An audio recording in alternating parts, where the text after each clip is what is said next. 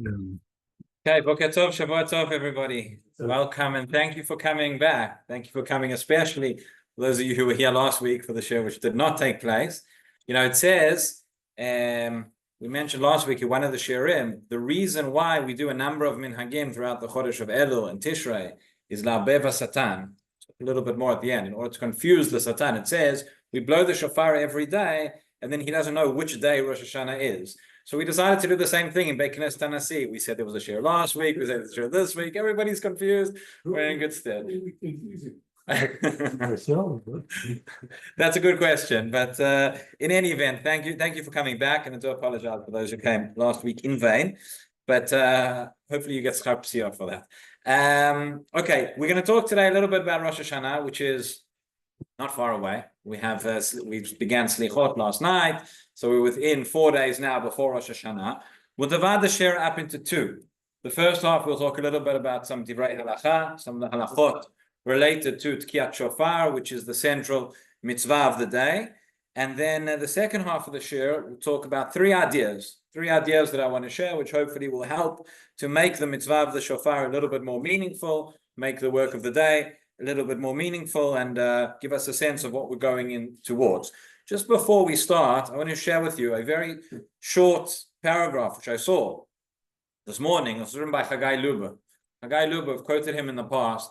He is his son was killed in Gaza, and he's been very active talking since then, talking about unity, talking about different things. A little slower, okay. Let's talk a little slower. And what he wrote, we've quoted him in the past, he said something amazing. After his son was killed in the war, actually his daughter-in-law gave birth. And the Brit took place, the child does not have a father. And he was asked, how can you celebrate? And this is the situation. And he said, we have two chambers in our heart. We have one chamber which is filled with sorrow, which is filled with sadness, that will always be there, that won't go away. But at the same time, we have another chamber which is filled with joy, which is filled with simcha. The two do not wipe one another out. The two can live together in conflict. They have to live together in conflict. And that's our reality. So this morning he wrote, he said, "Ben shnei chadrei halev," between the two chambers of the heart. Im tahitem ech efshar lismoach bechagim. We spoke about this on Shabbat, and we will keep coming back to this point. But if you were wondering, he says, how could we celebrate on the Chagim coming up, especially on Simchat Torah? He says, Etmol kibaltim et hatshuva. Yesterday, you received the answer, our favorite subject we were talking about at the beginning. He says, Simcha lo soteret etzev v'ke'ev v'ga'gua. Happiness does not contradict, does not replace sadness and pain and longing. Simcha hi al ma sheyesh. Happiness is on what we have. Etzev hi al ma she'ein. And we have sadness on that which we lack. As Rabbi Wein spoke yesterday. Libeinu gadol. Our heart is large and we can choose. We have these two chambers and we go from one to the other. I think this is a theme always of Rosh Hashanah, Yom Kippur, the Yamim Noraim. We have these two contradictory feelings, these two contradictory emotions, and maybe this year more than ever, we have to learn to live with both of them. They don't erase one another, but they live somehow in harmony or in complexity. That is where we are. So this year we will celebrate the Chagim as we do every year, Rosh Hashanah, Yom Kippur, Sukkot, Simchat Torah. It comes with extra challenges, but that is part of what we are here to do. Okay, so let's talk a little bit about Hilchot, Tekiat Shofar. Again, this will be more of a share of Torah Sheba'al Peh. We don't have the books, but some of the sources I'm using are from the Tzuma B'Rabbanan books, which we have been learning, and we are learning here every Sunday morning. This is from volume 3, which is why we don't have the books. But in any event, I'll share with you some of the sources, go through some of the main halachot. If people have questions throughout, happy to answer as well. So let me read you the Sefer HaChinuch at the beginning, who talks about why we need the shofar in the first place. He says as follows, Mishoshei mitzvah lefi she'adam ba'al chomer lo yit'oler ledvarim ki al yedei me'oler. He says, human nature is that we don't awaken ourselves unless there is something to awaken us. We all know it's Elul, we all know it's Rosh Hashanah. Okay, that's not enough. You hear the shofar, you hear the alarm, wow, okay, I've got to do something. When it comes to war, they will cry out, they will blow the shofar, whatever, to rouse themselves to wage war. He says, similarly, גם כן ביום ראש השנה, שהוא היום הנועד מקודם לדון בו כל באי העולם. This is the day on which the world is judged, and this is what we have.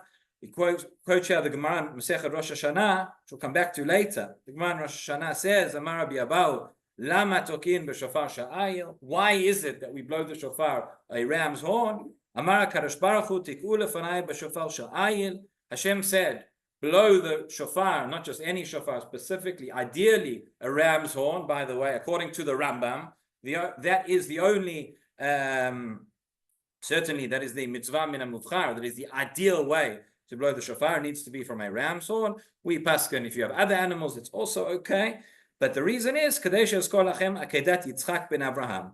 In order that I will remember for you the Akeidah of Yitzchak. It's interesting, by the way, that this association, yes, we have the idea of the ayil in the psukim that talk about the Akeidah, but we don't find the association with the shofar and the Akeidah anywhere in Chumash. We don't find it anywhere in Tanakh. The first time we find that association is the Gemara. We'll come back to it. Okay, so what is actually the mitzvah of shofar on Rosh Hashanah?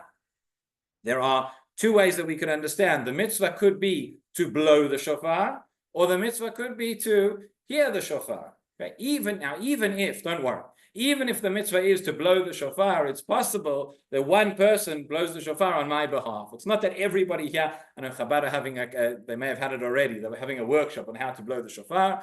You don't all have to go to the workshop and learn to blow for yourselves, right? One person can discharge the obligation, but there may be a difference if my obligation is to hear the shofar, or my obligation is really to blow the shofar, but on somebody else is doing it on my behalf. So we see, the Rambam tells us, he says, shofar hagazu shetaka bo yatsa.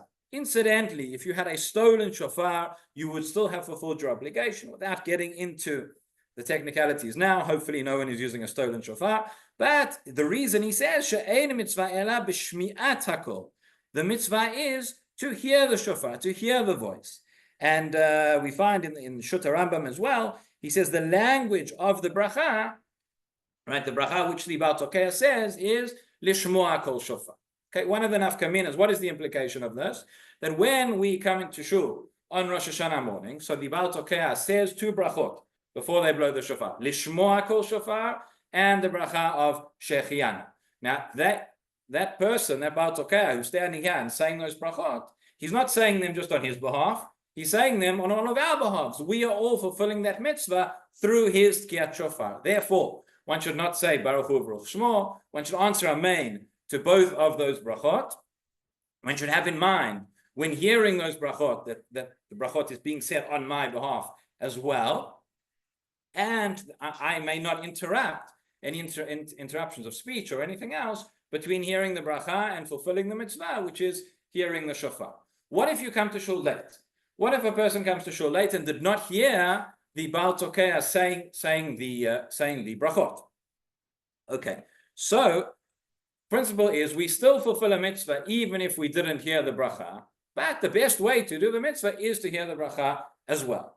So therefore, since each one of us is fulfilling the mitzvah by hearing the shofar, so there's no reason intrinsically why I cannot say the bracha before I hear the shofar. So if a person comes late to shul and you are fulfilling the mitzvah, let's say when the Baal Tokea is blowing the shofar in during the Chazarat Hashatz with the brachot, and I was not here to hear the brachot, so the ideal thing to do would be just before he blows the shofar, I will say the bracha quietly to myself, and then I will hear the shofar. Caveat, which is in order to fulfill the mitzvah, we need to hear the entire sound of the shofar. You need to hear the entire call from beginning to end. The Mishnah Brura has a piece where he says, don't bring your children to shul on Rosh Hashanah if they're going to be making a noise during Tekiat shofar. Okay, so our children are very well trained and they are quiet. But he says, if you're going to make a noise, a person is speaking, even if a person is coughing at the beginning of the sound of the Tekiat, and I therefore don't hear the whole Tekiat, then I've not fulfilled the mitzvah. So kal vachomer, if I'm saying a bracha while they are blowing the shofar, I'm not listening, I'm saying a bracha, I haven't fulfilled it. So, bottom line is, best thing to do, come on time. You come on time, you hear the bracha from the Baal Tokea, and that's fine. If you came late, if you're able, I'll take a question in a moment, if you're able to say the bracha in time, if you're able to time it the right way, you can say the bracha and then hear the Tekiat, that's fine. But if you're concerned that you'll start saying the bracha, you may not time it well, you may not hear. It's more important to hear the entire Tekiat. Is it better if you can hear than not have the hearing? Okay, so that's a good question. The question was asked, not the first person to ask me the question this year, about if somebody has a hearing aid. So let's say like this: if one cannot hear without the hearing aid at all, so then there's no question. You keep the hearing aid in. Obviously, you hear what you can. If a person is able to hear without it, the truth is that the poskim are split on this. There are those who say that if you can hear, since it's based on the fact that we have a sugya in the Gemara about if one hears the echo of the shofar, one hears not the original sound, that would not be a fulfillment of the mitzvah. And therefore, there are those who say we don't need to be concerned, that's the normal way you hear, and that's okay. But there are many poskim who say, if one is able to hear without it, one can take it out, hear the basic sound of the shofar, and then that is it. So essentially the split on that matter. Either way, one has what to rely on. Again, if there is more say pertinent question, you can come and speak to me about it afterwards. But that is the basic approach. Yeah. If the Dr. K blows shofar during the silent three times, and we haven't heard the brachas the first three. Can you interrupt me for a lesson to say bracha? Okay, so the question was asked. I'll just repeat the question because they don't always hear it on the recording. If somebody wants to know if we heard the shofar now during the silent Shemona Esrei, but you didn't say the bracha before, can you interrupt? So first of all, in this Beit Knesset, it's not our minhag to hear the shofar during the silent Shemona Esrei. Our minhag is, we'll talk in a moment, we blow the shofar. What is universal is that we blow the shofar before Musaf, we blow the shofar again through the Chazan's repetition of the brachot. There are places where, in addition to that, they blow the shofar through the silent Amidah. So first of all, there's a very fascinating question. How can you blow the shofar during the silent Amidah in the first place? How can we blow the shofar during the repetition? Right? We're in the middle of Tefillah. We stop in the middle of Tefillah. We blow the shofar. Surely that's a hefsek. So your question is, can we add another hefsek to that, which is say the bracha? And the answer would be no. If one would have not heard, then one came to a situation where the first time they're hearing in the middle of Shemona Esrei, you wouldn't stop and say the bracha. But how can it be? How can it be that we say the bracha then at all? That we blow shofar then at all? So we'll come back to that very, very shortly. Let's just talk a little bit about these two Tekiot and how it came from and why we have to hear. I'm not going to go into now the whole proliferation of how we went from 9 blasts to 30 blasts to 100 blasts. We've spoken about that at other opportunities. I'm not going to talk about it now. But I am going to talk just briefly about the fact, again, that we have these two sets of shofar blasts. We have what's called the Tekiot de Meyushav, and this is very confusing. These sit-down blasts, which we all stand up for, that is before Musaf. Now again, if somebody came to shul, somebody had to leave early, whatever it was. Once you've heard that minimum set of 30, you have fulfilled the mitzvah. There is more hidur, there is more. We try and expand. We try and hear the mitzvah. Fulfill the mitzvah more times, but the minimum set of 30 that we blow before Musaf, one has fulfilled the mitzvah of Tekiat Shofar. But we blow those 30 first, and then we go back again throughout the Chazara. On Rosh Hashana, we have 9 brachot in our Amidah. It's the only time during the week. Shemona Esrei, we have 19 brachot. On Shabbat and Yom Tov, we have 7 brachot. On Rosh Hashana, we have 9 brachot. The 3 central brachot, right? Malchuyot, Zichronot, and Shofar. And with each of those brachot, we blow the shofar. That is what Chazal say. That is the essence. That is the most important part of Musaf and of our Tefillah. And there we blow the shofar throughout those 3. Now, in terms of interruptions during Tekiat Shofar. So we said when the Baal Tokea says the bracha at the beginning, before we blow the shofar before Musaf, that is for the mitzvah from that time until the end of Musaf. We're going to carry on blowing the shofar even more. So one should not interrupt.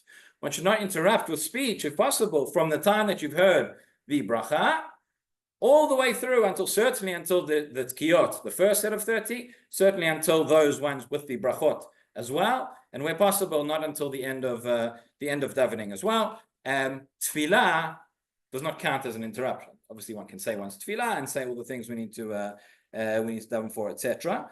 But this is what the Rambam says. The Rambam writes, he says,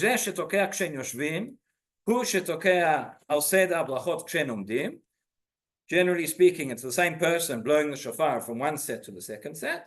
We don't speak, we don't interrupt in between those two different sets of blasts. There is some talk, some discussion in the poskim about whether one could say he rats on different special tefillot between the Tekiat, but generally speaking, our minhag is not to say those.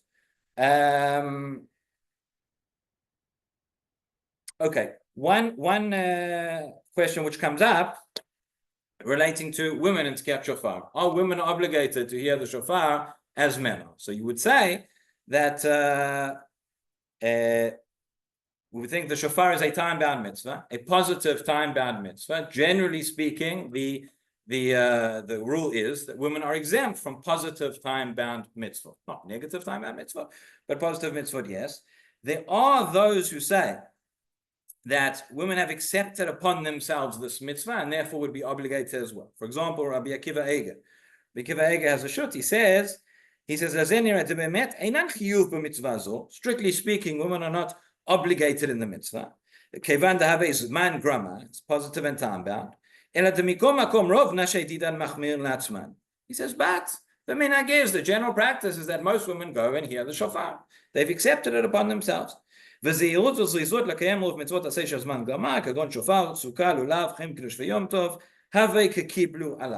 if they have fulfilled it upon themselves. So bottom line is, generally speaking, and many women are makpid to go and to hear the shofar every year. As we've said, that means the minimum amount of blasts, etc. There is a discussion then, since strictly speaking, women are not obligated, can a man come and blow the shofar for a woman? And again, generally, what we rule is, yes, even if a man has blown the shofar already or has already fulfilled the mitzvah, he can go and he can blow the shofar again for a woman. However, in that case, the man should not say the bracha again. Then one of the women who is hearing should say the bracha on behalf of everybody. So. I don't mean this is privilege, but could a woman blow the shofar? Okay, so the question was, can a woman blow the shofar? So again, this is also discussed, and the answer would be that a woman could blow the shofar for herself or for other women, but a woman cannot blow the shofar for a man because a man is obligated at a certain level, which a woman is not, and therefore the rule is always you can fulfill the mitzvah for somebody who has the same level of obligation, and therefore we would say women can blow for themselves, but not for men. Sorry, with a bracha, yeah. Correct. You have to. It has to be done in the right way. If you want to fulfill the mitzvah. Okay. So basically, in summary, it's more or less pretty straightforward. If you're in shul, you've got the Baal Tokeh who's doing what he has to do, and the Makre is doing what he has to do, and you've more or less fulfilled it. But again, the 30 blasts is the minimum that we need to hear for the Tekiat Shofar. Our mitzvah is to hear the shofar, not necessarily to blow the shofar. One needs to hear all of the Tekiot and all of the Truot from beginning to end. So one shouldn't speak, one shouldn't cough, one shouldn't have any interruption while that is taking place. Those are the fundamental, the basic ideas. Let's talk a little bit now, expand it on a little bit of a machshava level. Try to understand maybe what is behind this idea of shofar. So we mentioned already the fact that we blow the shofar during tefillah, which is something very, very strange. Imagine in the middle of Shemona Esrei, you stopped and somebody pulled out a trumpet or somebody pulled out a piano and started playing, and that's not generally what we do. How is it possible? And how is it that we're able to blow the shofar, required to blow the shofar? Something I didn't mention before is that Chazal tell us, by the way, you have these two sets of shofar blasts. As I mentioned, the Tekiot Miyushav, the shofar that you hear before the Amidah, you've already fulfilled the mitzvah. You've already fulfilled the mitzvah before you even start Musaf. But Chazal tell us no.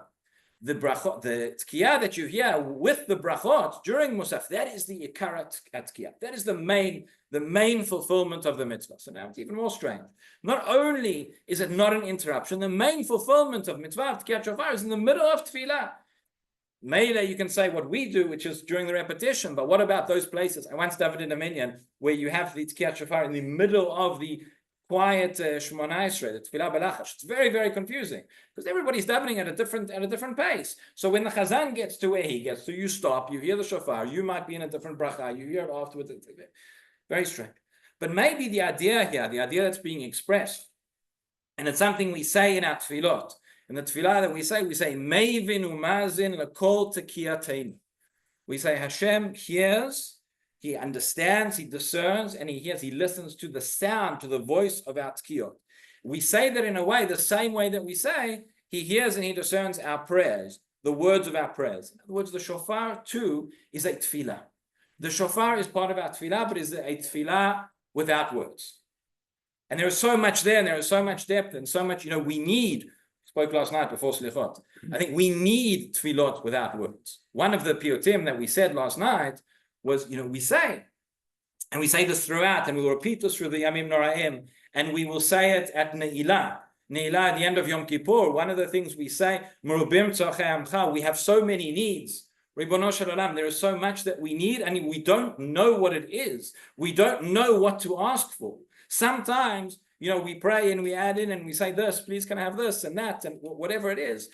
But who's to say that we're davening for the right things? Who's to say that we know what we should daven for? And sometimes the way that Hashem accepts our prayers and hears our prayers is by the fact that He says no, because He knows that saying no would be better for us than if He said yes. So we have a tefillah that is at a higher level than any tefillah we can say any words, and that is the sound of the shofar. That is the shofar, is that tefillah without words that resonates so deeply. Let me share with you some ideas from Rav Soloveitchik, what he writes regarding this point. He says that tefillah tzricha להביע לא רק את גדלות האדם, אלא אף את שפלותו. Tefillah, there is a dichotomy. It doesn't express just the greatness of man, it expresses the lowliness as well. האדם הוא בכיר היצורים, אבל גם בריאה שפלה ואפלה העומדת בדעת קצרה לפני חי העולמים. This is again another theme of our prayers throughout Yamim Noraim. On the one hand, are we is it the greatness of man or the lowliness of man? We are, in one sense, the greatest of all living creatures on this earth. On the other hand, we compare ourselves to HaKadosh Baruch Hu. What are we? We're nothing, right? In Unatane Tokef, we say it, right? We're like a speck of dust. We're like nothing. Yamav Ketzel Over, like passing. So he says, "V'chi mal kol shofar, im lo za'akat ha'adam lelo diburim ulelo milim." The sound of the shofar is the cry of human, without words, without speech. V'zoi za'akato ha'mitparetzet ha'spontanit shel ba'al chayim sharoi b'isurim. Just like an animal that is suffering and it just cries out, it's not the words that you say that are the main thing. It's that sighing that comes from the heart.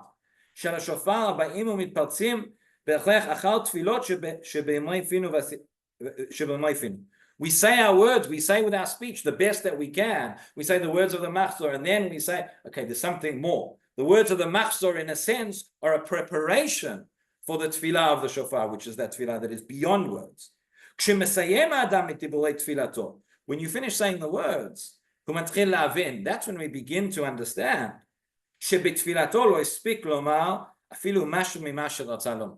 We didn't even reach the tip of the iceberg. We said those words last night. Says Rav Soloveitchik. So the person comes to the end of the tefillah and you realize you've hardly even begun to pray. So then what do we do? We'll say it again. You'll pray again. It won't help. In order to express everything that we want to, that we need to express, one begins to cry, one begins to sob. The sound, same sound like a wounded animal makes. So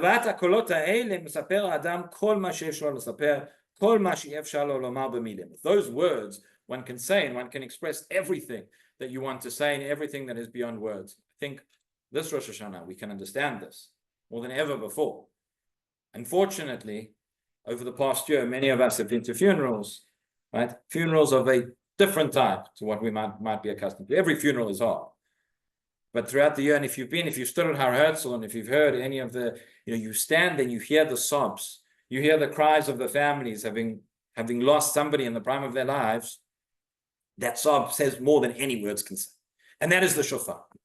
That is the shofar, that is the tefillah. So I'll read you another kata here from Rav Soloveitchik, which may be a slightly different nuance, but he says, right here he's talking, what we've just read, he's talking about how we just don't have enough words. We can't say everything, and therefore we need that wordless cry to come out. Sometimes, he says, sometimes it's also the fact that the words are wrong. It says, we have to say, again, based on all the questions we raised earlier, that the shofar is about, it's part of tefillah. Although normally we pray with words, but Rosh Hashanah shu Yom Adin, Rosh Hashanah is the day of judgment. There is so much at stake. It says in the poskim that a person needs to be, by the way, very careful in terms of the words you say in the tefillah. That's why, so we say, for example, Zochreinu Lechaim. We add in Shemona Esrei for 10 days, say Zochreinu Lechaim. So the Mishnah Brura writes, you have to make sure that you say Lechaim and not Lachaim. Because Lachaim sounds like in Aramaic, you're saying Lochaim. We don't want to get the words wrong. You can ask, Kadosh Baruch Hu knows what you mean. Okay, your grammar's not so good. You said Lachaim, Lachaim. What difference does it make? No, they say in these 10 days, we have to be scrupulous. We have to make sure that we say everything right. There's even a discussion when it comes to Ne'ilah. One of the Piyutim talks about the fact that the sun has gone down or the sun is going down, and whether you say it before Shkia or after Shkia. We have to be very, very careful that we don't say words that are not accurate. So that's on Rosh Hashanah when so much is at stake. A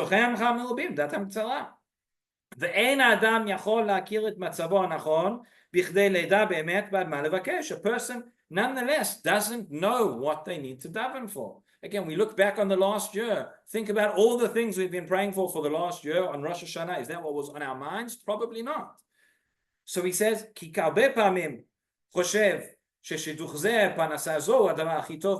all got stories, right? A person had an experience, a certain shidduch, a certain job, a certain opportunity. You wanted it to happen so much, it didn't happen. And actually, the fact that it didn't happen was the best outcome that could have been. That's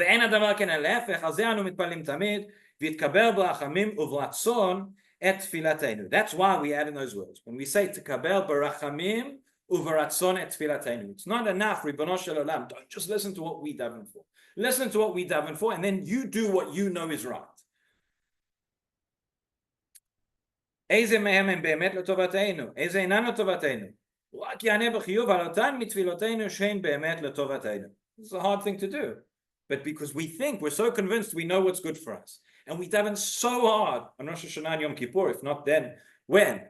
But we have to add in at the end, and we have to say, Ribono shel Olam, whatever it is that we've been davening for, again, don't take our tefillah too seriously. You know what to do with them.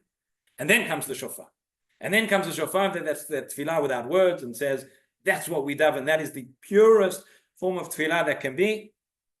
Ribono shel Olam, take it, and you decide what to do with it, and you decide where to take it. So that is one idea, I think, in terms of the shofar, the meaning of the shofar, the tefillah without words, something to think about, something to go through our minds as we fulfill that mitzvah. Okay.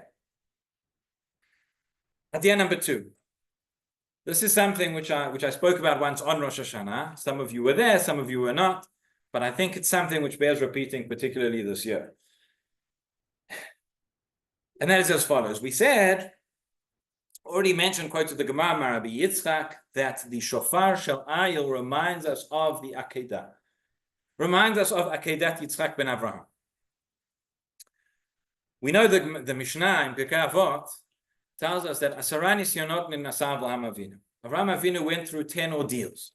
He went through 10 trials, right? There was a Lech Lecha, there was the famine, there was the Akeidah, there was sending away Yishmael. We don't know. The Mishnah does not tell us explicitly what those 10 trials were. Everybody agrees the Akeidah was certainly one of the trials. Everybody agreed. It's interesting as well, by the way, that the Rambam, the Ramban, Rabbeinu Yonah, they all give different accounts as to what the 10 trials were. Not all of the trials are listed in Chumash. Some of them are from the Midrashim. But everybody agrees the Akeidah was one of the 10. The Akeidah was certainly one of the 10. And everybody agrees that they went in ascending order of difficulty. Meaning the first of the 10 ordeals was the easiest, the last one was the most difficult. Now, nearly all of the Mefarshim agree that the final ordeal was the Akeidah. And we can understand that. What could be more difficult than that? We all know, when we read the Akeidah in Rosh Hashana, we have to put ourselves back into the mindset. We have to try and read the story, hear the story as if we don't know the end. That's why it's a wonderful experience learning Chumash with young children who haven't heard the stories before. You read the Akeidah, the story of Yosef and the brothers. I learn with my kids, and the drama. What is that? What happens next? How can that be? It's amazing for us. We've heard it so many times. That's okay. We know it all ends. All's well that ends well. We know the okay. Now, what's the big deal? He's going to get up to the top of the mountain. The malach's going to come. He's going to say, "Don't kill him." Okay, fine. Showing. But when you hear it the first time, and we have to put ourselves back into that mindset, it's brought in the poskim that certain things. For example, Rosh on Yom Kippur. On Yom Kippur, we read Parshat Achrei Mot.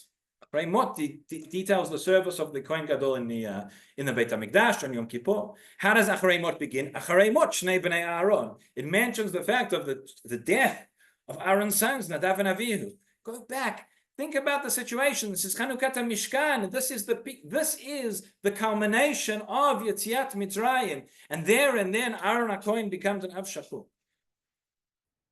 It's incomprehensible. But we've read it so many times, we know it. It does nothing for us. So the poskim say a person should try and bring themselves to tears. When you hear Acharei Mot, you think about the death of Aaron's 2 sons on Yom Kippur, you should try and bring yourself to tears. Same thing when it comes to the Akeidah. Right? Abraham, after all the years of davening, of praying for his son, finally he was answered. The whole story with Hagar and Ishmael, and finally he was answered, and Sarah has a child. And not just that he has a child, but this is the child he's promised, all the promises which Hashem has given him, which will be in the future. It's going to be fulfilled through Yitzchak. Not only that, Abraham has spent his entire life going around and teaching the world ethical monotheism.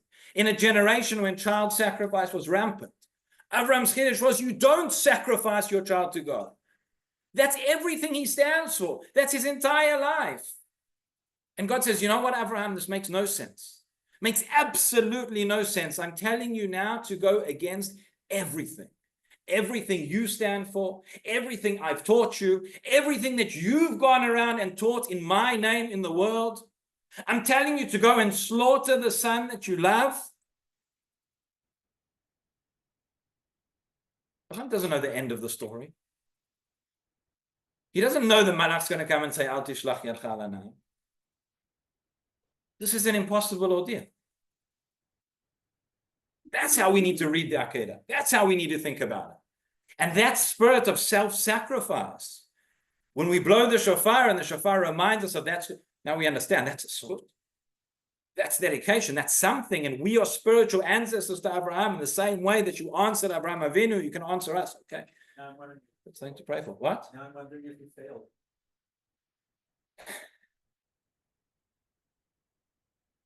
Could there be a more difficult ordeal than that? So most of the Mefarshim say no. They say that was it. That was the last one. That was the Akeidah. That was the final ordeal. And there's a Rabbeinu Yonah. I know some of you have heard this. But the Rabbeinu Yonah says, actually, the Akeidah was the 9th ordeal.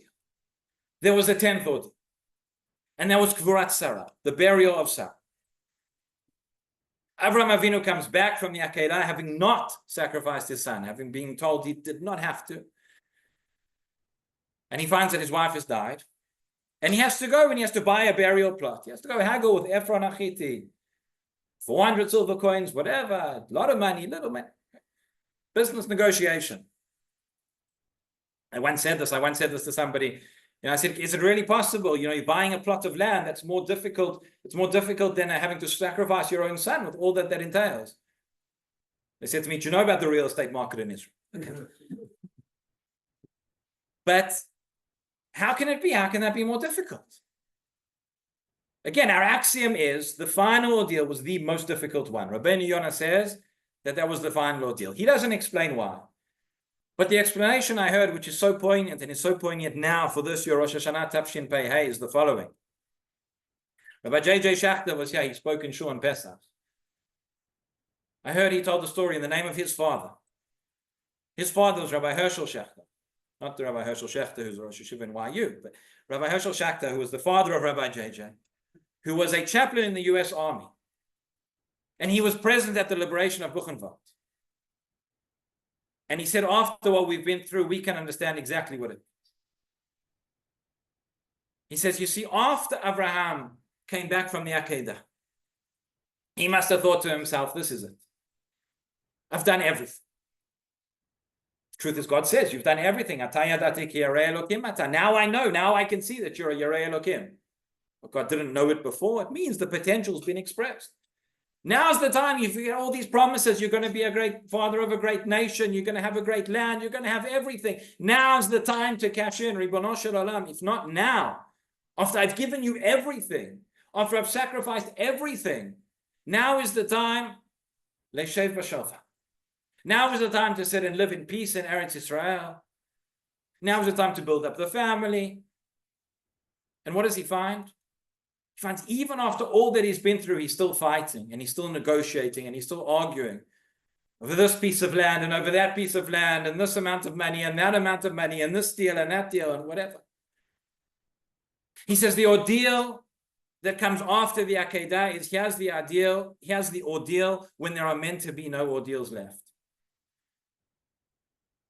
And says Rabbi Shachter, who, as I said, he saw he saw Buchenwald being liberated. He said the Jewish people just went through an Akeidah. We just went through 6 million Akeidot. Surely now's the time, we think to ourselves, surely now's the time to cash in. Now's the time to rest easy. And maybe we didn't understand it until this year, just how much we haven't gotten there yet. We're still fighting for our lives every day. We're still negotiating for our lives every single day. We're still fighting with the entire world to convince them that we have a right to defend ourselves. Really?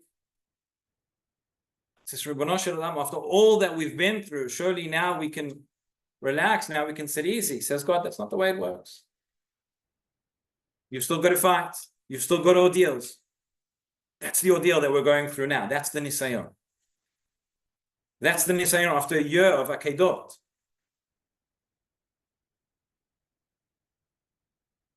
Still fighting for it. We're still fighting for justification, for whatever it is. But Abraham Avinu passed that ordeal. And he implanted within us the spiritual DNA to pass through that ordeal as well.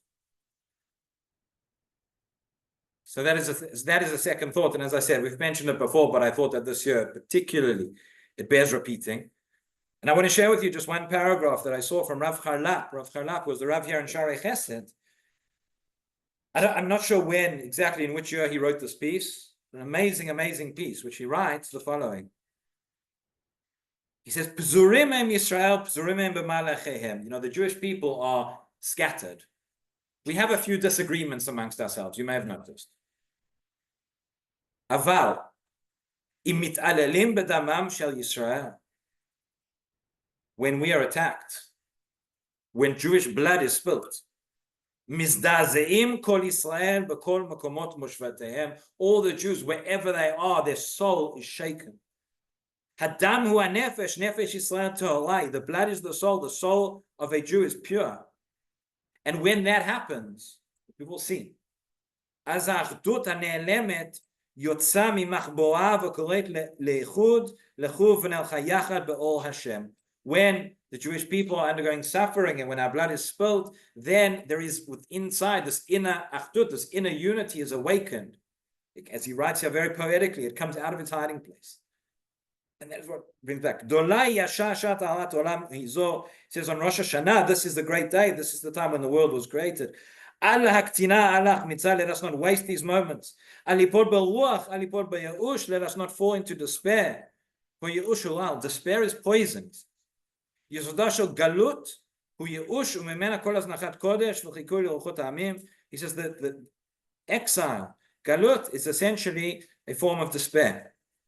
But Yesodah shel Geula, redemption comes from Hitorerut v'achzara lemekoliut, the encouragement, the strengthening, returning to our source. U'mekol Yisrael eino ela b'makelot b'chu Elokim b'mekol Yisrael. The source of the Jewish people is to come together and praise Hashem. And this is what we've seen, people that have come out of the woodwork, so to speak. A number of months ago, I shared with you, there was a Facebook post, very, very moving Facebook post by a certain comedian, a certain author, Israeli, completely secular person. And he said, I always used to say that I'm not Jewish, I'm Israeli.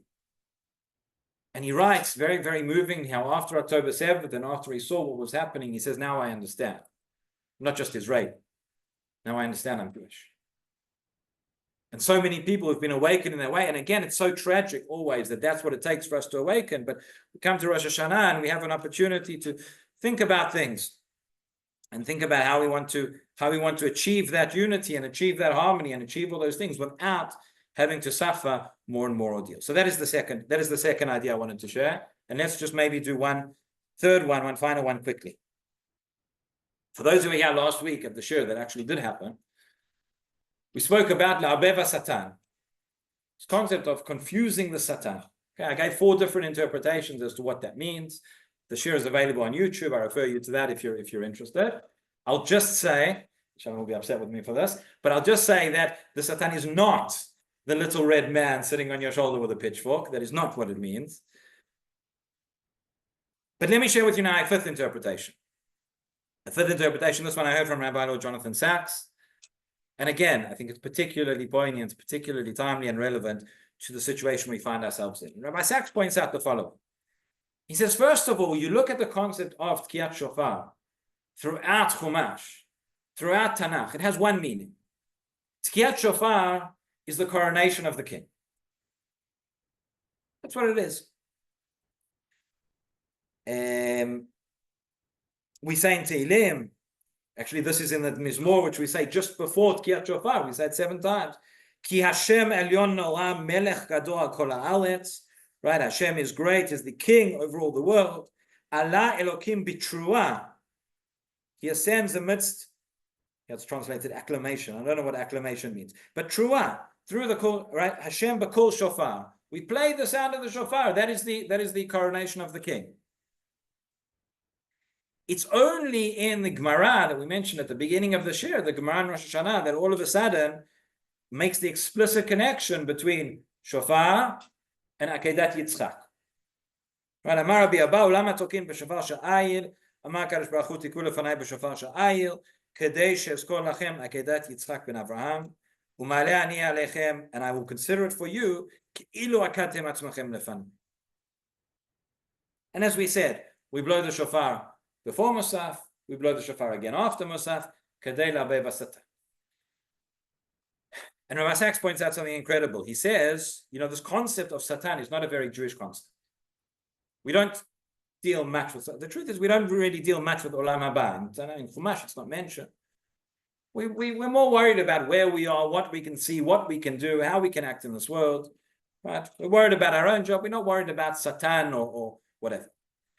But there is one book. There is one book of Tanakh in which the Satan plays a very, very prominent role. That's the book of Eov. Right? And the story in the book of Eov is a good man. And, the Satan comes to Hashem and he says, look, this Eov, he praises you, he supports you, he did it. That's not this, as they say in Hebrew, not a big deal. Everything's going well for him. Let things go badly for him and let's see if he still supports you. And Eov undergoes suffering that becomes the proverbial suffering for all generations. And again, whether this literally happened, it's a metaphor. Okay. The question of why Eov had to suffer, again, we're not in the next 5 minutes going to unpack. This is one of the most difficult existential, philosophical, theological questions that there could be. Why do good people suffer? Why do bad things happen to good people? I will not give you an answer to that question in the next 5 minutes. But Rabbi Sacks suggests that the traditional understanding that Eov here is on trial is not really fair. Because he didn't do anything wrong. But he says what is on trial is something much greater. What is on trial, he suggests, and the truth is this whole interaction which takes place, says Vayhi Hayom, Rashi there in Iyov says Oto Yom Shaya Rosh Hashana. This was on Rosh Hashanah, this was on the day of the creation of man. The Gemara in Sanhedrin tells us, Amar Rav Yehuda Amar Rav, B'sha'ah shebikesh HaKadosh Baruch Hu liv'ot et Adam, at the time when Hashem wanted to create man, there was a fight which ensued amongst the angels, amongst the different groups. We have this in the Gemara in Sanhedrin, we have the Midrash, we have slightly different versions of this. And there were different katot, there were different groups amongst the Pamalia Shamala. And there were those who said man should be created. There were those who said man should not be created. Those who said he'll do chesed, he should be created. Those who said he's full of lies, the truth, etc. And this whole debate goes on. Of course, this is all metaphorical. This is not literal. But there's a question, there's a philosophical question. Was it worth it for man to be created or not? Does man have a right to be? When was man created? On Rosh Hashanah. That's the day we go back. That's when this happened. That's when this argument took place. That's what's on trial. So he suggests, he says, what's on trial? Yes, whether the creation of man should have taken place. And why? Says the Satan, quote unquote, to God, as it were. He says, put man through the suffering. Put man through this ordeal. You'll see, this whole endeavor wasn't worth it.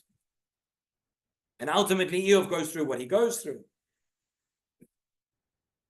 And then he points out the following, says Rabbi Sacks, the story of Iyov is remarkably similar to another story that we all know. And that's the story of the Akeidah. And that's the story of Abraham. When Hashem goes and he comes to put Abraham to the test, and he says, Abraham, where are you? He says, I've given you, whatever I've given you, whatever I've promised you, I'm going to take it all away. I'm going to take everything away. You're going to lose it. And Abraham follows. Abraham does not lose his faith. The question that is raised by the book of Iyov, which is, can man continue to trust? Can man continue to have faith when he has lost everything? Which that book perhaps leaves unanswered. We find in the book of Bereshit, but Abraham answers the question, and the answer is yes, we can. The answer is the Jewish people are the vindication of the creation of man. The Jewish people are the ones who can stand up and say, we can follow God even when we've lost him. And there's one source I've quoted it here before. Rabbi Sacks quotes the Gemara in Bava Batra. I'll just read it to you. It's amazing. This is the Gemara that is talking after the Churban Beit HaMikdash in the time of the Hadrianic persecutions, which were one of the worst times in Jewish history ever. And it was a time when everything was lost. So much was wiped out. And listen to what the response was, the response of the rabbis. It says, from the day that we've had this wicked kingdom with all these decrees against us. He says,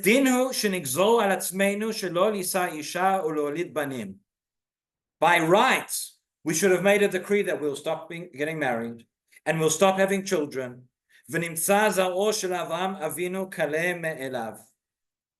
And that the descendants of Avram should cease to exist on their own. Let the Jewish people die out. There is a Gemara in Bava Batra, Daf Samach Amud Bet, that says, after the persecution that we saw, after the suffering that we endured, there was a time when the Jewish people said, there were voices that said, that's it, we've lost everything, let's end it all here. Of course, that was not the voice that emerged. And ultimately we said, no, we will continue, we will carry on, we have what to live for, we have what to go for. That was the question, that was the trial that was facing the book of Iyov, and the Satan gets confused when he hears the shofar. You know why? Because that shofar reminds us of the Akeidah of Yitzchak, and that shofar says there are a people that are loyal to God no matter what. No matter what we may go through, no matter what may be taken away, no matter what suffering we may have endured. And if we could have said that through the Crusades, and we could have said that through the Inquisition, and we could have said that through the Shoah, and we could have said that through 1947 and through 1973, we can say it today. We can say it today because we're not there. We're not where we were. We have so much more. As we began this year, there are those two chambers in the heart. Yes, there is so much. And there are so many tears. That shofar we will hear on Rosh Hashana, and that shofar will evoke, I am sure, more tears than it ever has, certainly in the last 10, 20 years for any of us. But at the same time, it's that Truat Melech. At the same time, it is that sound of loyalty. It is that sound of dedication. It is that sound that says, yes, afal pichen, we will continue, lo amut ki achyeh, we will not die, but we will live and we will carry on. So those are the three ideas. Just to sum up, and we're done. Three things to think about. We said when we come to Tekiat Shofar, number one, the Shofar as a prayer without words, a prayer beyond words. Number two, the Shofar reminds of the Akeidah, the Ordeal of the Akeidah. What came, the Ordeal that came after the Akeidah, that we are continuing to experience today. Number three, again, the Akeidah, in contradistinction to the book of Iyov, to the dedication, to the loyalty of Avraham Avinu and what it means of the Jewish people, the loyalty that we have to God, no matter what we go through. Wishing everybody a Shana Tova U'Metuka Bezrat Hashem should be a better year, a good year, full of health, full of happiness, full of peace, full of security for all of us, for all of Am Yisrael, and for the entire world.